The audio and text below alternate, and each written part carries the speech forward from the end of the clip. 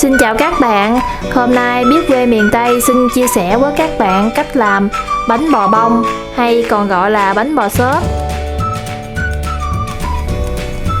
Nhưng với cách làm không cần men nở, bánh bò của chúng ta làm ra mềm xốp cùng hương thơm lá dứa kèm vị béo của nước cốt dừa. Mời các bạn cùng vào bếp làm bánh bò với mình nha. Nếu các bạn thấy cách làm này hay thì cho mình xin một like và đăng ký kênh để ủng hộ mình nhé. Nguyên liệu để làm bánh bò của chúng ta hôm nay bao gồm: mình sử dụng 400g bột gạo. Phần bột này mình chia làm 2 để lát nữa mình làm 2 màu bánh.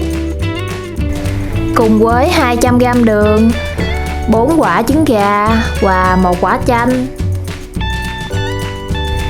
Tiếp theo là nước lá dứa. Nước lá dứa mình xay nhuyễn rồi vắt lấy nước. Và nước cốt dừa.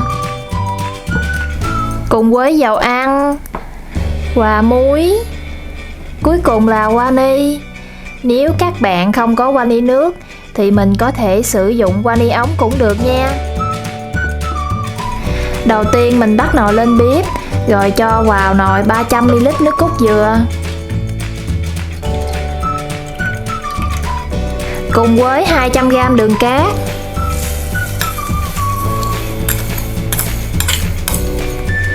Thêm 1 muỗng cà phê muối rồi chúng ta khuấy đều lên.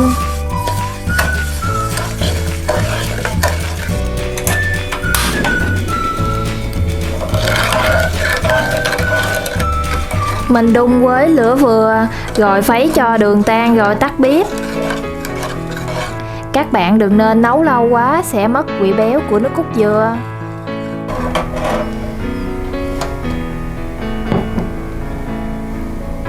Mình cho vào tô 200g bột gạo. Phần bột này mình làm cho phần bánh bò màu trắng trước. Mình đong 250ml nước cốt dừa đường đã nấu khi nãy. Rồi sau đó cho vào bột. Mình cho nước cốt dừa khi còn ấm vào bột. Mình cho nước cốt vào từ từ rồi trộn đều bột lên, cho bột thấm đều. Sau đó chúng ta rửa tay thật sạch rồi dùng tay nhồi bột. Để cho phần bột được dậy hòa mịn hơn thì mình cho nước cốt vào khi còn ấm, vì ở đây mình không có dùng men nở. Mình nhồi được một lúc, bột đã mềm và mịn rồi, mình sẽ cho phần nước cốt còn lại vào luôn. Tùy theo độ hút nước của bột cũ hay mới mà chúng ta canh lượng nước cho vào bột. Nếu bột quá đặc thì chúng ta cho thêm nước ấm vào nha.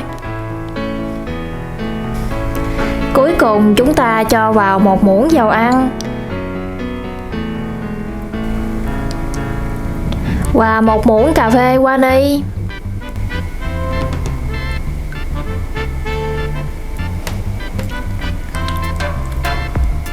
Sau đó chúng ta lượt bột qua gây để cho bột được mịn.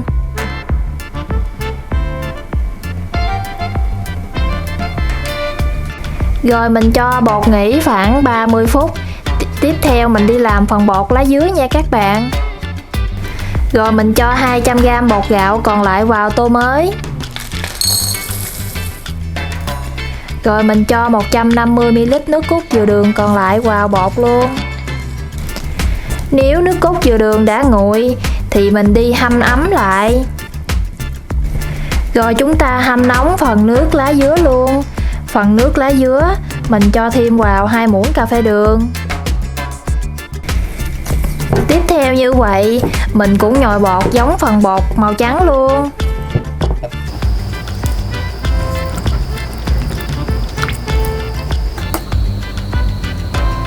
Mình cũng cho 1 muỗng dầu ăn và 1 muỗng cà phê vani vào, rồi cho bột nghỉ 30 phút luôn.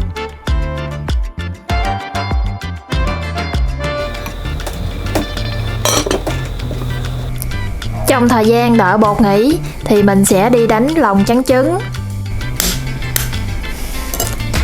Phần này là quan trọng nhất của làm bánh bò không men.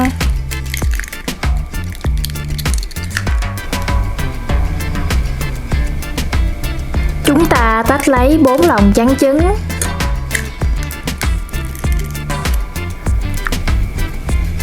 Sau đó chúng ta cho vào một tô lớn rồi bắt đầu đánh trứng. Mình đánh cho lòng trắng trứng bong lên.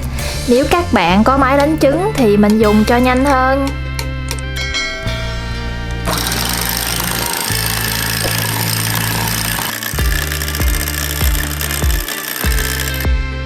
Mình cho vào một muỗng canh nước cốt chanh để trứng không bị tanh.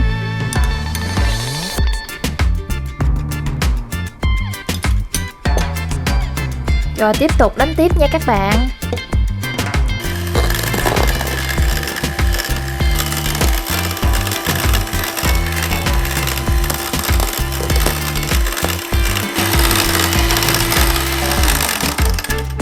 Sau khi trứng đã bong cứng lại như vậy là được rồi nè các bạn. Rồi mình sẽ cho vào phần bột bánh bò. Mình cho phân nửa vào phần bột màu trắng và phân nửa mình cho vào phần bột lá dứa.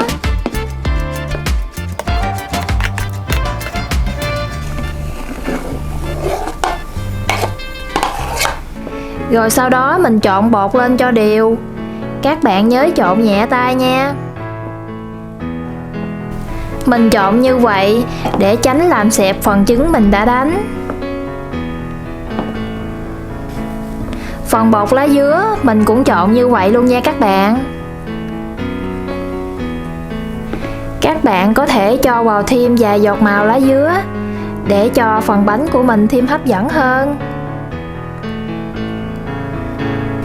Sau khi phần bột đã được trộn đều, mình sẽ đi chuẩn bị nồi hấp để hấp bánh nha. Trong lúc đợi nước sôi thì chúng ta đi chuẩn bị phần khuôn để đổ bánh. Mình dùng cọ phớt vào khuôn một lớp dầu mỏng để khi mình lấy bánh ra sẽ dễ dàng hơn. Nếu các bạn không có khuôn sẵn tại nhà thì mình có thể dùng ly hoặc chén nhỏ để đổ bánh. Nước đã sôi rồi, mình sẽ cho khuôn vào làm nóng khuôn rồi bắt đầu đổ bánh.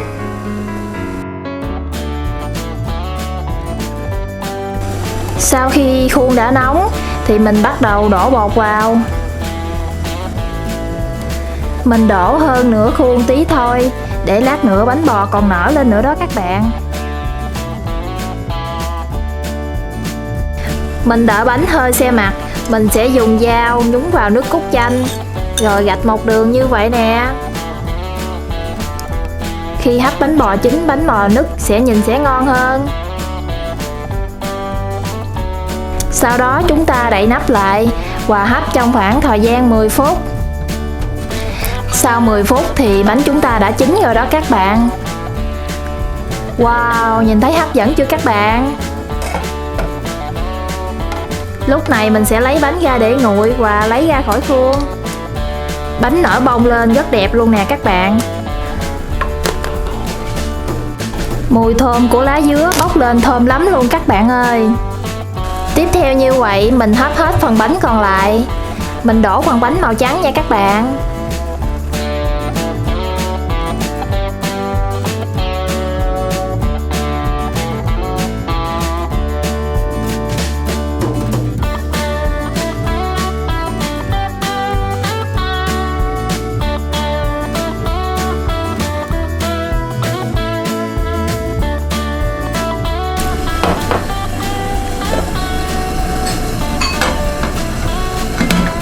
Khi bánh đã nguội, chúng ta lấy bánh ra khỏi khuôn.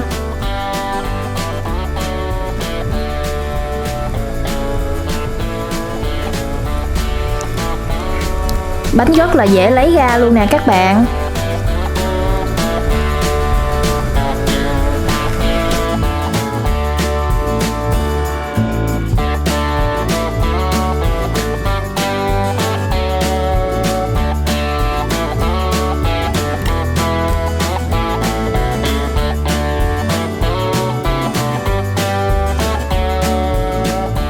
Bánh mình đã hoàn thành rồi nè các bạn. Mình rắc thêm một ít mè lên trên. Món bánh này mình ăn cùng với nước cốt dừa rất là ngon luôn. Bánh sau khi làm xong rất là mềm, xốp, đặc biệt không dùng men nở nên bánh rất là thơm ngon luôn. Và an toàn cho sức khỏe nữa. Món này rất dễ thực hiện tại nhà, các bạn hãy thử làm nhé. Mời cả nhà cùng thưởng thức với mình nha. Nếu thích video này, cho mình xin một like và đăng ký kênh để ủng hộ mình nhé. Chúc các bạn thực hiện thành công. Xin chào và hẹn gặp lại các bạn ở video tiếp theo.